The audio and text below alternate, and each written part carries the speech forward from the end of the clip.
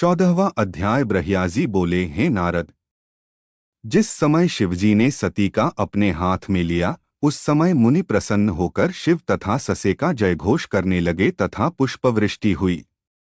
अनेक प्रकार के बार बजने लगे। दक्ष प्रजापति ने दहेज स्वरूप बहुत सी उत्तम वस्त्र, अमूल्य रत्न आदि दिए।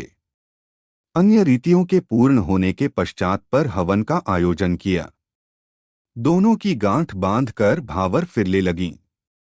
उस समय एक महाभयानक कांड हुआ। मेरी इच्छा शिवजी को मोहित करने की थी, परंतु मैं स्वयं ही उस रोग में ग्रस्त हो गया। जब मेरी कामुक दृष्टि उस पर पड़ी तो मैं मोहित और मुग्ध होकर बुद्धिहीन हो गया। ऐसी दशा में मेरे हृदय में सती का अनुपम रूप देखने की अभिलाषा जागृत हुई। मैंने उस समय यह उपाय किया कि एक भींगी लकड़ी आग में डाल दी, जिससे बड़ा धुआं उठा। शिवजी के नेत्रों में वह धुआं लगने से ऐसे आंसू बहने लगे कि शिवजी उन्हें दोनों हाथों से पोंछने लगे।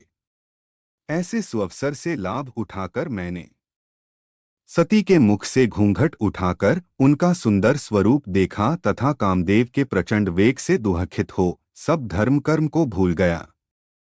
उस समय मेरा वीर्य धरती पर गिर पड़ा।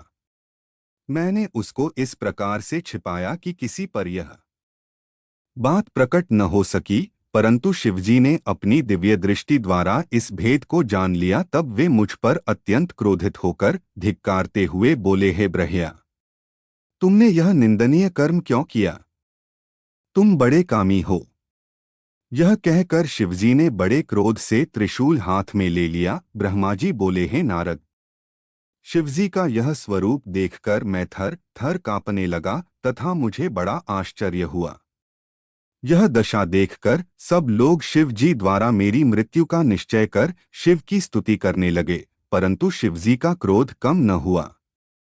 दक्ष प्रजापति भी हाथ उठाकर शिव शिव कहने लगे तथा मेरे मारने की मनाही करते हुए शिवजी से बोले, हे प्रभु, आप इस समय रंग में भंग न करें। शिवजी ने कहा, हे दक्ष, तुम अब मुझसे कुछ न कहो। मैं ब्रह्मा को किसी प्रकार क्षमा नहीं कर सकता। इसने वेद के पथ को भुलाकर सती को पापदृष्टि से देखा है। शिवजी के ऐसे क्रोधपूर्ण वचन सुनकर उनके कोप से समस्त सभा कांप उठी। तब विष्णु ने शिवजी की बहुत स्तुति करते हुए कहा, हे प्रभु, आप अप्रमेय हैं। आपका आदिअंत कोई भी नहीं जानता। मैं तथा ब्रह्या आपसे ही उत्पन्न हैं।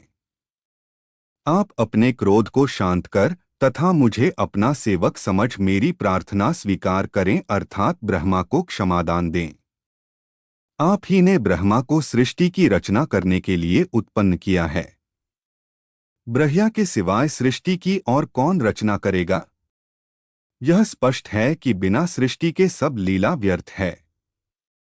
फिर आप ही ने तो ब्रह्मा जी को उत्पन्न किया, इसलिए आप उनका वध न कीजिए। यह सुनकर शिवजी ने फिर बड़े क्रोध से कहा, नहीं, ऐसा नहीं हो सकता। हम ब्रह्मा का अवश्य वध करेंगे। हम स्वयं सृष्टि की रचना करेंगे अथवा दूसरा ब्रह्मा उत्पन्न कर सब लोकों में इस बात को प्रकट कर देंगे। हमको अब मत रोको। हमारा क्रोध कभी व्यर्थ नहीं जाता। शिवजी ने यह कह अपना समस्त शरीर जलती हुई अग्नि के समान कर दिया। देवता तथा मुनि आदि कोई भी ऐसा न था जो उस स्वरूप को देख सकता। मैं तो जैसे शिवरूप में ही समा गया। दक्ष को भी अति खेद से सब आनंद विस्मरण हो गया। उसने अत्यंत दुखी होकर शिवजी के चरण कमलों का ध्यान करके बहुत प्रार्थना की। विष्णु ने मुझे शिवजी के चरण के नीचे डाल दिया तथा मुझसे बहुत स्तुति कराई तथा स्वयं भी स्तुति की। वे बोले, मैं और ब्रह्मा दोनों आपके सेवक हैं। आप अपनी कृपा दृष्टि से हम दोनों की ओर देखिए। ऐसे आनंदोत्सव में किसी प्रकार का शोक उत्पन्न नहीं होना चाहिए। केवल आप ही हमारे रक्षक हैं। अब जो आप उचित समझें वही वर दीजिए। आप ब्रह्मा के दोनों हाथ पकड़कर उन्हें अभयदान दीजिए, यह कहकर दोनों शिवजी के चरणों पर गिर पड़े। दक्ष भी अत्यंत दीन बनकर हम दोनों शिवजी के चरणों पर गिर पड़े। दक्ष भी अत्यंत दीन बनकर त्राहिमाम त्राहिमाम कह उठे। हे नारद!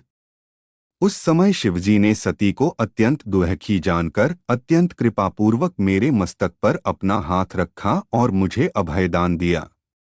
उस समय मैं तथा विष्णु अत्यंत प्रसन्नता को प्राप्त हुए। दक्ष तथा अन्य सभासद भी आनंदमग्न हो गए। उस हर्ष में भरकर मैंने भगवान सदाशिव की अनेक प्रकार से स्तुति की और यह कहा, हे प्रभु, आपने मुझे पापरूपी समुद्र में डूबते हुए की रक्षा की है और नरक की अग्नि में पड़ने से बचाया है। अब आप कृपा करके वह